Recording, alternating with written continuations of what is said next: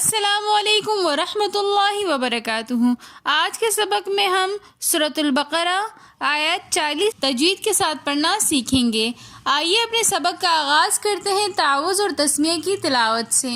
اعوذ باللہ من الشیطان الرجیم، بسم اللہ الرحمن الرحیم۔ یا بنی اسرائیل اذکروا نعمتی التي أنعمت عليكم وأوفوا بعهدي أوف بعهدكم وإياي فارهبون۔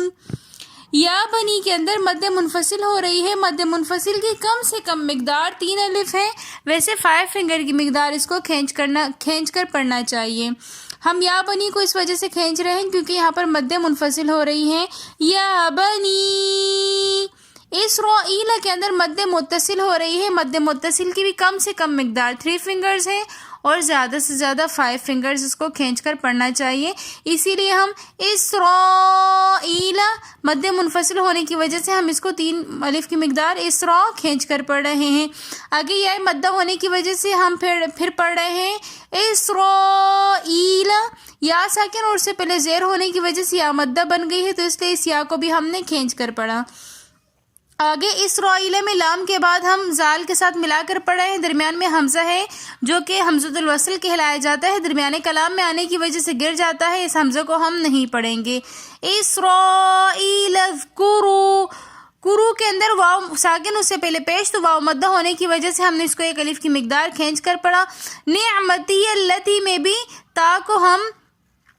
یا کو ہم لام کے ساتھ ملا کر پڑھیں، درمیان میں حمزۃ الوصل درمیان کلام میں آنے کی وجہ سے گر جائے گا، اس کو ہم نہیں پڑھیں گے۔ التی کے اندر بھی مد منفصل ہونے کی وجہ سے ہم اس کو 3 فنگرز کی مقدار کھینچ کر کم سے کم 3 فنگرز کی مقدار کھینچ کر پڑھیں گے، ورنہ 5 فنگر کم سے کم کھینچنا چاہیے۔ التی ہم نے اسی وجہ سے کھینچ کر پڑھا۔ علیکم کے اندر یا ساکن اس سے پہلے زبر، تو یہ ایسی یا ایلین کہلائی جاتی ہے جس کو ہم نہایت ہی نرمی کے ساتھ پڑھتے ہیں اور کھینچتے بالکل بھی نہیں ہیں۔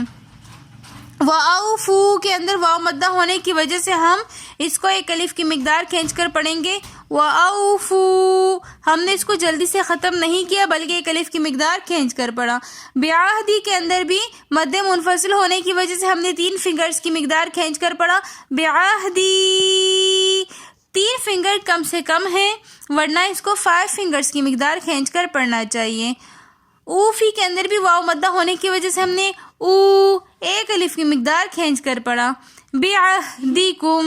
بعہدکم کے بعد چھوٹا سا جیم لکھا ہوا ہے، یہ علامت ہوتی ہے وقف کرنے کی۔ وَإِيَّايَ میں یا مشدد ہے، تو اس لیے ہم نے اس یا کو تھوڑا سا جماؤ کے ساتھ پڑھا۔ فارہبون میں را ساکن اور اس سے پہلے زبر، تو اس لیے اس را کو ہم موٹا پڑھیں گے۔ پھر فارہبون کے اندر واو مدہ ہونے کی وجہ سے ہم نے فارہبو 1 الف کی مقدار کھینچ کر پڑھا۔ واو مدہ کے بعد آگے نون ساکن ہے، تو اس لیے ہم یہاں پر تھوڑا زیادہ وقف کی حالت میں کھینچ کر پڑھیں گے فارہبون۔ آیت کو دوبارہ ریپیٹ کر لیتے ہیں۔